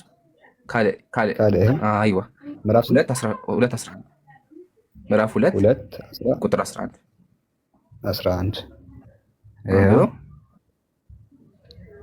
ሲሄዱ እያዘገሙም ሲጫወቱ እነሆ የእሳት ሰረገላና የእሳት ፈረሶች በመካከላቸው ገብተው ከፈሏቸው። ኤልያስም በአውሎ ንፋስ ወደ ሰማይ ወጣ። ምን አልከኝ? ኤልያስ በአውሎ ንፋስ ወደ ሰማይ ወጣ። እንዴ ብሎ ቅድም እኮ ከኢየሱስ ውጭ ወጣ የለም ብለናል እኮ። ያው እዚህ ጋር እኮ ሳላ ያው ከሰማይ ከወረደ በቀር ወደ ሰማይ ወጣ ማንም ያው ማንም የለም አይደለ እንዴ? እዚህ ጋር አንተ ጋር ምንድን ነው የሚለው? ኤልያስ በአውሎ ንፋስ ወደ ሰማይ ወጣ። እሺ አሁን ይሄ እንዴት ነው የምናደርገው? ይሄንን እዚህ ጋር የኢየሱስ ተከታይ ከኢየሱስ ውጭ ወደ ሰማይ ወጣ የለም ማለት መጽሐፍ ቅዱስ ስናነበው ደግሞ ወደ ሰማይ አድርጓል። ደግሞ ይገርምሃል፣ ወደ ሰማይ ያሳደገው ራሱ እግዚአብሔር ልስጣችሁ። ለሱ ደግሞ ምሳሌ የሊኩት ኮሜንታሪ ተመልከቱ። እንደዚህ ይላል ጋድ ሰደንሊ ቱክ ኢሊጃህ ቱ ሂምሰልፍ አለ። አምላክ ይሄ ኢሊጃህን ወይም ደግሞ ማን ነበር ኤልያስን ወደ ራሱ ወሰደው። አያችኋል? በክብር አድርጎ ወሰደ። ወሳጁ ማን ነው? ጋድ አምላክ። ስለዚህ አምላክ ወስዶታል። እሺ እዚህ ጋር ደግሞ ቅድም ደግሞ ምን ብለን ነበር? ሳላ የወጣ የለም ብለናል። እሺ አሁን ምንድን ነው የምናደርገው? የትኛውን እንቀበል? እስቲ ምን ትላለህ ኢብራሂም? ሽማግሌ በምልክባቸውስ ምን ይላል? ሽማግሌ ልከን ብናስታርቅ ተጋጭተዋል። እሺ ሌላ አልበቃም። ዘፍጥረት 5:24 ዘፍጥረት 5:24 ደግሞ አንድ ብቻ አይደለም፣ ኤልያስን ብቻ አይደለም ወደ ሰማይ ወጣ። በጣም ብዙ ወደ ሰማይ ወጡ ሰዎች አሉ። ስለዚህ የዮሐንስ ወንጌል ጸሐፊ ዋሽቷል ማለት ነው። የብሉይ ኪዳን መጽሐፍ ላይ ወደ ሰማይ ወጡ ካገኘን ዮሐንስ ደግሞ መጥቶ ወደ ሰማይ ወጣ ማንም የለም ካለ which means ዮሐንስ ዋሽቷል ማለት ነው። አንብብልን። ሄኖክም አካሄዱን ከእግዚአብሔር ጋር ስላደረገ አልተገኘም፣ እግዚአብሔር ወስዶታልና። እግዚአብሔር ወዴት ነው የወሰደው? ወደ ሰማይ። ግልጽ ነው፣ ወደ ሰማይ ነው የወሰደው። ከፈለጋችሁ ደግሞ ዕብራውያን ተመልከቱ። ዕብራውያን እንደዚህ ይላል። ዕብራውያን 11:5 ላይ ሄኖክም ሞትን እንዳያይ በእምነት ተወሰደ፣ እግዚአብሔር ስለወደደው አልተገኘም አለ። እግዚአብሔር ወደ ራሱ ወሰደው። እግዚአብሔር ወደ ሰማይ ወስዶታል። ሳላ ቅድም ደግሞ ብለህ ነበር ሳላ ዮሐንስ ወንጌል ላይ ወደ ሰማይ ወጣ ማንም የለም፣ ከኢየሱስ ውጭ ወደ ሰማይ ወጣ ማንም የለም ብሎ ነበር ዮሐንስ። ስለዚህ አሁን እዚህ ጋር የምንተረጋገጠ ዮሐንስ የሚባለው የወንጌል ጸሐፊ ዋሽቷል ማለት ነው። ለምን? እሱ ወደ ሰማይ የወጣ ማንም የለም አለ። ወደ ሰማይ የወጣ ማንም የለም አለ። ግን መጽሐፍ ቅዱስ ስናነበው ሌሎች ደግሞ አሉ። እሱ ኢየሱስ ብቻ ነው፣ ግን ሌሎች ደግሞ አገኘናቸው። ስለዚህ ዮሐንስ ቅድም ወደ ሰማይ የወጣ ማንም የለም ብሎ የተናገረው ንግግሩ ሐሰት ይሆናል። which means የጻፈውን መጽሐፍ ጥርጣሬ ውስጥ ይገባል። አንድ ጊዜ ከዋሸ ጥርጣሬ ውስጥ አንጠራጠረው። የአምላክን መጽሐፍ እየጻፈ አንዴ ከዋሸ መጠራጠር አለበት። ሲቀጥል ሰውየው የብሉይ ኪዳን መጽሐፍን አላነበበም። ጥያቄ ይሄ ነው። ወድም ሳላቀጥ ጀዛኩሙላህ። የህዝብ መሳስ ኢምራን ትልቁ ደግሞ ኮንትራዲክሽን እሱ ስለሆነ ኦኬ፣ እንደዛ ይቻላል። አሁን ላይ ወንድም ኢብራሂም አህመድ ሐሳብ ካላችሁ ይስጡና ሳላ ወደ ቆጥራ ደግሞ ነው አዳዲስ እናመጣለን። ኦኬ ይቻላል ኢንሻአላህ። በመሃላሱ እስቲ አንዳንዴ ኦኬ፣ ቆይ አንድ ጊዜ ዮሴፍዬ ምንድን ነው? እሺ ሀሳብ ቀጥልሽ። ላንተ እናስተድረን። እሺ ቀጥልሽ። እኔ አንድ ሀሳብ ነበረኝ። ቀጥል። አንድ ሁለት ጥያቄ ያለኝ አንዱ ቆይ አንድ አሁን ለምሳሌ አሁን ይቅርታ፣ ቆይ ጥያቄ ከሆነ ይቅርታ፣ በጣም ይቅርታ። አይ ከዚህ ጋር የተገናኘ ነው ከዚህ ጋር ኦኬ፣ እሺ አስተናግዱት። እንደዛ ከሆነ ተስተናገዳለች፣ ችግር የለውም። ኢብሮዬ አንዴ እኔ ጋር ቀጥል። ዮሴፍ ሚውት አንሳ እንዴ። እሺ አሁን መጽሐፍ ቅዱስን ስናነበው እሺ ብዙ ቆይ አንዴ ወገናችን ሰላም ብያለሁ። ረጋ ብል እሺ። ህግና ሰንሰለት አለ መጀመሪያ መስፈርት ሰላም ብያለሁ። መልስ ሰላም ነኝ። እንዴት ነህ አንተ? ሰላሙን አላመን ተባልኩ። ከየት ቤተ እምነት ነህ? እኔ ኦርቶዶክስ ነኝ። ኦርቶዶክስ ነህ? እሺ ከኢየሱስ ወደ ሰማይ ወጣለ እንዴ?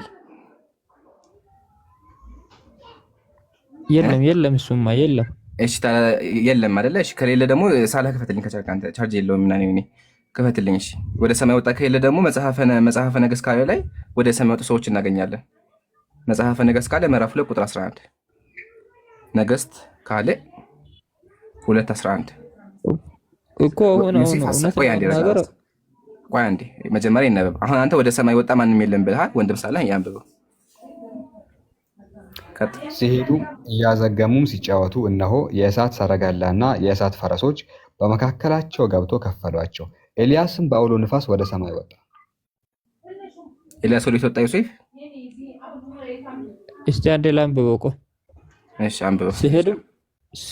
ሲሄዱም እየዘገሙም ሲጫወቱ እነሆ የእሳት ሰረገላ እና የእሳት ፈረሶች በመካከላቸው ገብተው ከፈሏቸው። ኤልያስም በአውሎ ንፋስ ወደ ሰማይ ወጣ። እሺ አሁን እኔ እውነትን ከተናገርኩ በቃ መጽሐፍ ቅዱስ ውስጥ ስህተት የለም አልልህም፣ ግን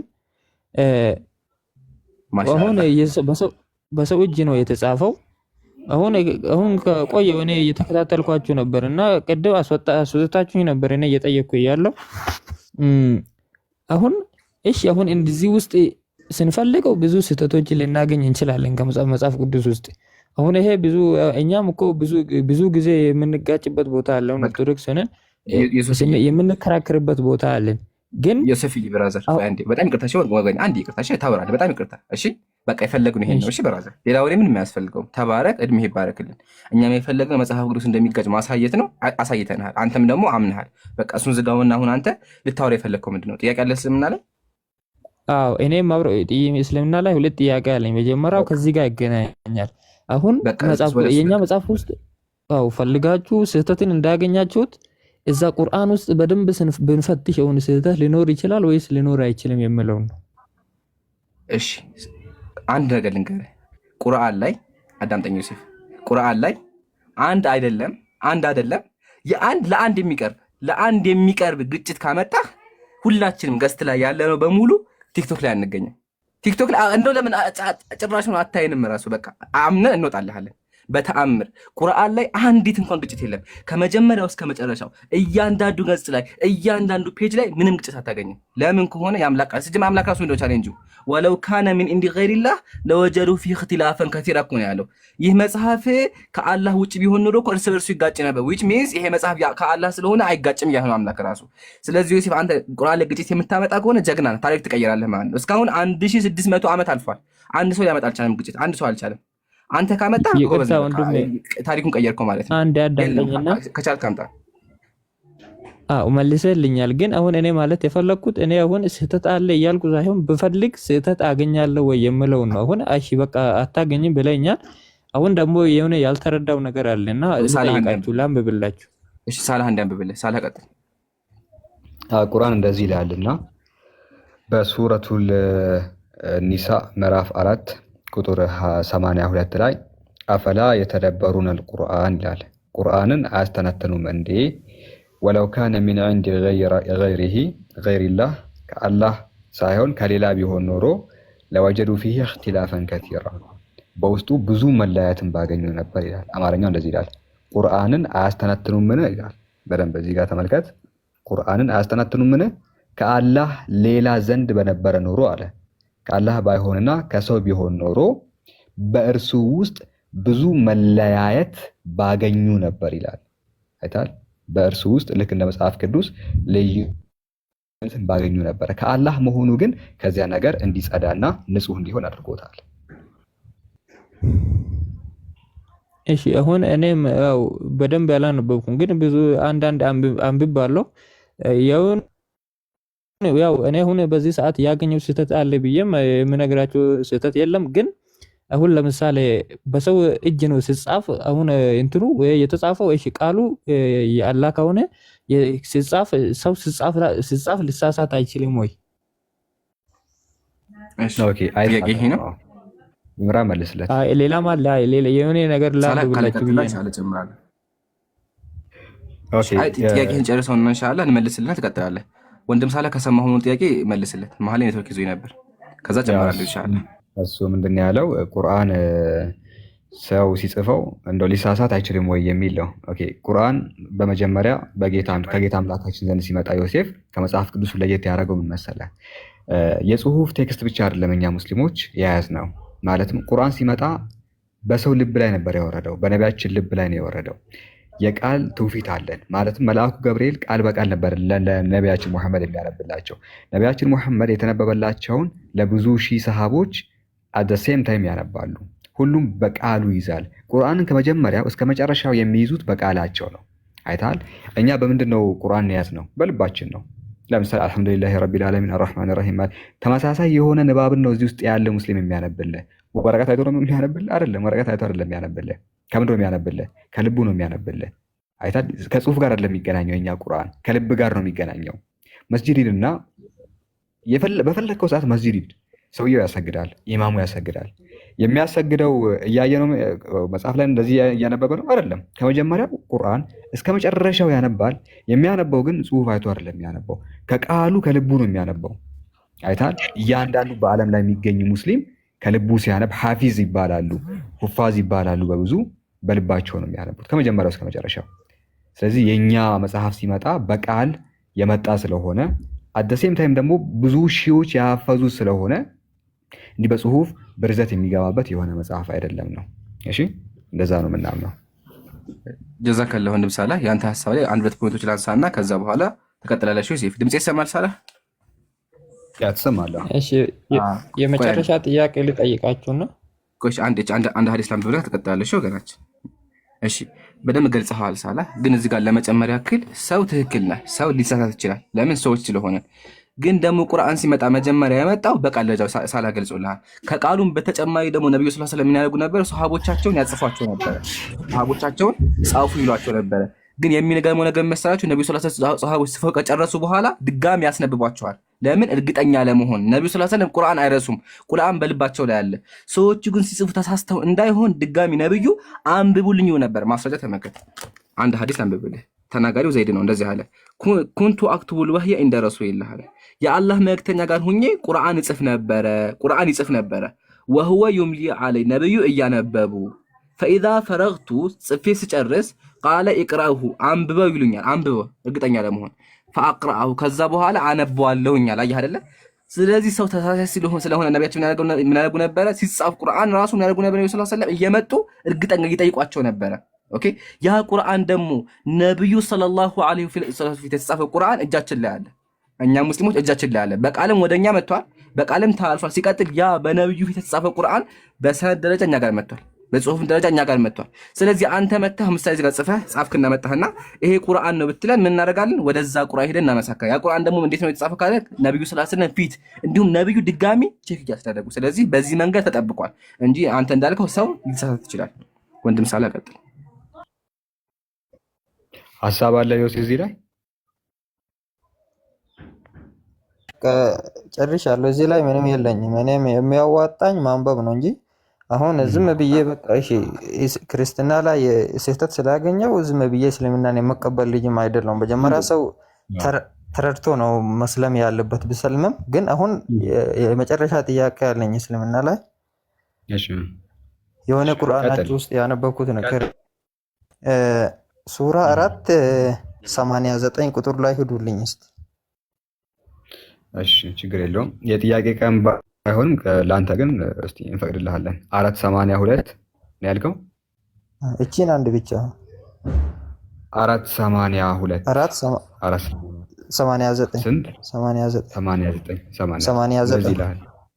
እንደዚህ ይላል። እነርሱ እንደ ካዱ ብትክዱ እኩል ብትሆኑ ተመኙ፣ በአላህም ሃይማኖት እስከሚሰደዱ ድረስ ከእነሱ ወዳጆች አትያዙ። ከእምነት ቢያፈገፍጉም ያዟቸው፣ ማርኳቸው፣ ባገኛችሁበት ስፍራም ግደሏቸው፣ ከእነሱ ወዳጆችና ረዳትን አትያዙ ይላል። እሺ እዚህ ጋር አንተ ጥያቄ ምንድን ነው? የኔ ጥያቄ አሁን እዚህ ጋር ከእምነት ቢያፈገፍጉም ያዟቸው፣ ማርኳቸው፣ ባገኛችሁበትም ስፍራ ግደሏቸው፣ ከእነሱም ወዳጅንና ረዳትን አትያዙ። እዚህ ምን ማለት ፈልገው ነው? ግደሏቸው እና ማርኳቸው፣ ከማርኳቸውም በኋላ ባገኛችሁበትም ስፍራ ግደሏቸው የሚል ማንን ነው ግደሏቸው እያለ ያለው? ስለ ቁረይሾች ነው የሚናገረው። አክቹዋሊ ስለ ሌሎች አይደለም። እንግዲህ ጌታ አምላካችን አስቀድሞ ነቢያችን መሐመድ ሰለላሁ ዐለይሂ ወሰለም በተነሱበት ጊዜ የነበሩ ማህበረሰቦች አሉ። እነዚያ ማህበረሰቦች ምንድን ናቸው? ቃል ኪዳን ይገባባሉ። አንዱ አንዱን ላይነካ፣ አንዱ አንዱን ላይነካ፣ አትድረስብኝ ያልደርስብህ የሚል የሰላም ቃል ኪዳን አለ። ከዛ ከነበሩት ማህበረሰቦች ጋር የተግባቡት ነገር ግን እነዚያ ቃል እንግዲህ ኢምራን ሀሳብ አለ እዚህ ላይ ያ እዛው መልሳለህ ሳለ አፉን ተቀበላለሽ ያ 88 ላይ ሐሳቡን እንገር መጀመሪያ ዮሴፍ አሁን እንደዚህ አንገት ሲያመጡልህ መጀመሪያ ማድረግ ያለብህ እሺ መጀመሪያ ሐሳቡና ስለማን እንደሚያወራ መረዳት አለብህ። አንቀጹ እያወራ ያለው አክቹዋሊ ስለ መናፍቃን ነው። አንተ መናፍቅ ነህ እንዴ? አይደለህም እኮ አንቀጹ ተመከታሰብ በመናፍቃን ነገር አለ። በምን ጉዳይ? በመናፍቃን ነገር አላህ በስራዎቻቸው ወደ ክህደት የመለሳቸው ሲሆኑ ሁለት ክፍልፋዮች ሆናችሁ ለምን አላችሁ? አላህ ያጠመመውን ሰው ልታቀኑ ታስባላችሁ፣ አላህ ያሳተውን ሰው ያልይነጋያችሁ። ስለዚህ የሚያወሰል መጀመሪያ ስለ መናፍቃን ነው። መናፍቃን እንዴት ብለው ሊመሩ ይችላሉ? ለምን ኦልሬዲ ጠሟል፣ በስራቸው ጠሟል ካለ በኋላ ተመቀጥቀጥሎ ምን እንደሚል እነርሱ እንደ ካዱ ብትክዱ ተመኙ አለ። ሙስሊሞች በሙሉ ጣዖት አምላኪ እንዲሆኑ ፈለጉ። ከሃዲያ ማለት ነው። እነዚህ መናፍቃኖቹ በአላህ ሃይማኖት እስከሚሰደዱ ድረስ ሙስሊሞችን እንዲክዱ ስለፈለጉና ለሙስሊሞች ጠላት ስለሆኑ በአላህ እስከሚሰደዱ ድረስ ከሀገራቸው እስከሚወጡ ድረስ ማለት ነው። ከእነሱ ወዳጅን አትያዙ፣ ከእምነት ቢያፈገፍጉ ያዟቸው፣ ማርኳቸው፣ ከዛ ባገኛችሁ ስፍራ ግደሏቸው። እነማንን? መናፍቃን፣ ሙስሊሞችን ሲገሉ የነበሩትና ሙስሊሞች ጣዖት አምላኪ እንዲሆኑ ሲተባበሩ የነበሩት። ቀጥሎ ተመልከት እንደዚህ ምን እንደሚል። እነዚያ በእናንተና በእነሱ መካከል ቃል ኪዳን ወዳላቸው ህዝቦች የሚጠጉ ወይም እናንተን ለመጋደል ወይም ወገኖቻችሁን ለመጋደል ልቦናቸው የተጨነቁ ሆነው የመጧችሁ ሲቀሩ ሰማህ አይደለ? ድምጼ ይሰማል አይደለ? ሳላ ማን ሲቀሩ በሰላም የሚኖር እንዲሁም ደግሞ ወደ ሌላ ህዝብ የተጠጉና ወይም እናንተን ለመጋደል ወይም ወገኖቻቸውን ለመጋደል ልቦናቸው የተጨነቁ የፈሩ መናፍቃን እንኳን ሆነው ሙስሊሞችን የማይጋደሉ ማለት ነው። አየህ አይደለ? እነሱ ሲቀሩ አለ ሲቀሩ እነሱ እነዚያን አትግደሏቸው። አየህ ብራዘር፣ አትግደሏቸው። መናፍቅ እንኳን ሆነው ሙስሊም መስሎ ሙስሊሞችን እንደው በልቡ ምንፍቅና እንኳን እያለ በቃ በሰላም የሚኖር ከሆነ እናንተን ለመጋደል ልቦናቸው የተጨነቁ ሙስሊሞችን የማይጋደሉ ከሆነ አትንኳቸው አለ። ነገር ግን እነዛ ሰዎች ሙናፊቅ ነው። ሙናፊቅ መስል ሙስሊም ይመስላል፣ ግን ውስጡ ካፊር ነው። ሙስሊም መስሎ ማለት ነው። ሙስሊሞችን የሚዋጋ ከሆነ ሙስሊሞች ጣዖት አምላኪ እንዲሆኑ የሚሰራ ከሆነ እንዴት ነው አንገለውም? እሱ እንገለዋለን። ግን ደግሞ አደራ የሚሄ ነገር ቀጥሎ ምንድን ያለው?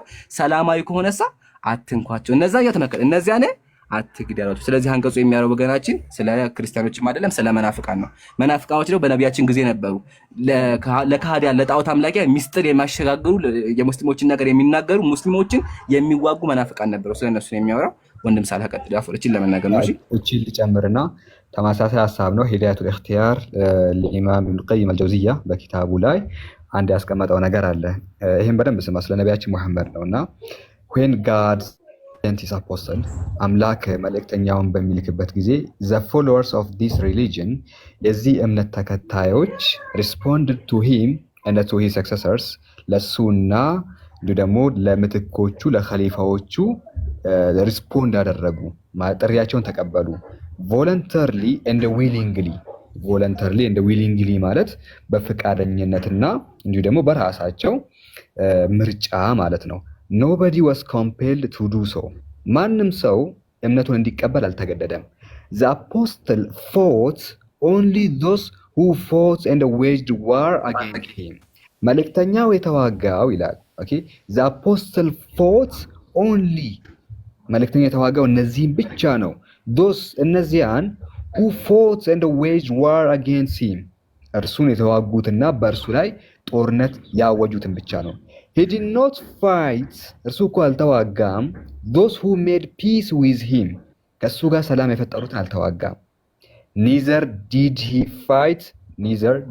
fight those who were under the pledge of የእሱ የሰላም ስምምነት ስር ያሉትን አልተዋጋቸውም ይላል። እንደውም የቁርአን አንቀጽ ጠቅሰዋል መሰለኝ እዚህ ጋር የትኛውን አይ ላ ቱክሪሁ አሐደን አለዲን የትኛውን ላ ኢክራሃ ፊዲን ቀድ ተበየነ ሩሽድ ሚነል ገይ የሚለውን ላ ኢክራሃ ፊዲን ማለት በሃይማኖት ማስገደድ የለም ነው። ያን አንቀጽ አነበበና ላ ተክሪሁ አሐደን አለዲን ማንንም በሃይማኖት ላይ አታስገድዱ።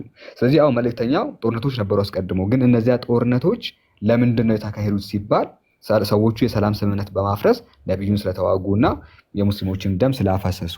ደም እንግዲህ ሲያፈሱ የነበሩ ሰዎች አልቀመጥ ሲሉ አላህ Subhanahu Wa Ta'ala እናንተም ተነስታችሁ መዋጋት ትችላላችሁ ብሎ ፈቅዶላቸዋል እንጂ ሰላም ፈላጊ የሆነውን ክርስቲያን ሰላም ፈላጊ የሆነውን ሰው ሂድና ንካ የሚል የቁርአን አንቀጽ አንድም ቦታ የለም። ተጋደሏቸው የሚለው ለማጋደል የመጡትን ብቻ ነውና ይሄን ይመስላል ወገናችን። ዮሴፍ አንድ ነገር ልጨምር ጋይስ፣ አንድ ነገር ልጨምር ከረካላት ይቻላል? እሺ ኦኬ። እንዴት ነው ሁለት ማድረግ የሚቻለው? ኦኬ እኔ መጀመሪያ መስፋት አለብኝ። ራስን ትልቁ ላይ አድርገውና ከዛ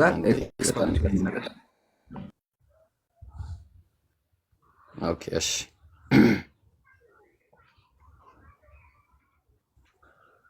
ኦኬ እሺ ተመልከት እንግዲህ ያው ልክ ሰላህና ኢምራን እንዳብራሩልህ ያው በመጀመሪያ ደረጃ አላህ Subhanahu Wa Ta'ala ነብያችን ሰለላሁ ዐለይሂ ወሰለም ግድያን ራሱ ምን አያረጉም ነበረ? ጭራሽ አያበረታቱም ነበረ። ሳሂህ ቡኻሪ ያው እዚህ መረጃውን ማየት ትችላለህ።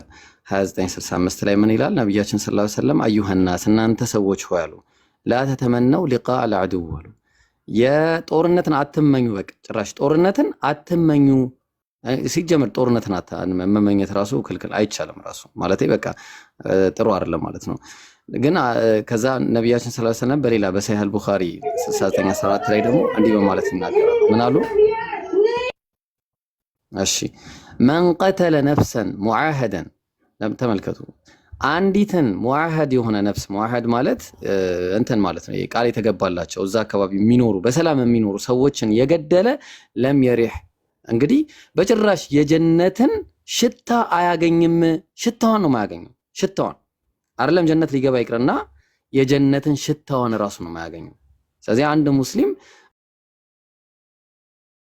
እንኳን አይደለም ይሄ ዝም ብሎ ሰውን እንዲህ ዝም ብሎ ማረድ መጋደል ምናምን ሊባል ይቅርና ያው ፍሬግናንስ ጭራሽ የጀነትን ኖት አለ ሻል ኖት ስሜል ዘ ፍሬግናንስ ኦፍ ፓራዳይስ፣ ጭራሽ አይገባም። ጭራሽ ጀነት ሽታዋን ነው የማያገኛት፣ እንኳን ይቅርና ጀነት ሊገባ ቀርቶ ማለት ነው። ስለዚህ አንጻራዊ ሁኔታው እንዴት እንደሆነ እና ኢምራን አስረድተዋል። ቀጥሉ ኢንሻአላህ እና ኢምራን ቀጥሉ። አመሰግናችኋለሁ። ግን ጥያቄ ኖሮት መጥቶ ሲጠይቃችሁ አታስወጡት። ማንም ያስወጣም። ዮሴፍ ግን አንድ ሀሳቡ ገብቶ አልገባህ ምን እርግጠኛ ልሆነና ዮሴፍ፣ እሺ አንድ መናፊቅ አለ ሙስሊሞችን ይወጋም እናደርገዋለን። ተረድቻለሁ፣ እሱንማ ተረድቻለሁ። ሶስታችን በደንብ ነው ያብራራችሁትና በጣም አመሰግናችኋለሁ። እኛም እናመሰግናለን። ግን ሌላ ጊዜ ዮሴፍዬ ቁርአን ሰጡ እንደዚህ ያደረጉ ምን ታደርጋለህ? ሙሉ አንብበው። እሺ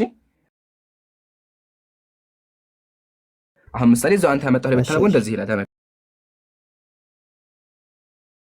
እዛው አንተ ያመጣው ላይ ማለት ነው እንደዚህ ይላል። ባይጋደሏችሁ አለ ወደ እናንተ እርቅም ቢያቀርቡ አላህ ለእናንተ በእነርሱ ላይ የመጋደል መንገድ አያደረግም፣ አትጋደሏቸው አለ። ምን ካደረግ ካልተጋደሏቸው ያ ይናገራልና፣ ስለዚህ ሙሉ አንብብ። ቀጥል ሳለ እቺ ለመጨመር ፈልጌ። ኦኬ ላይ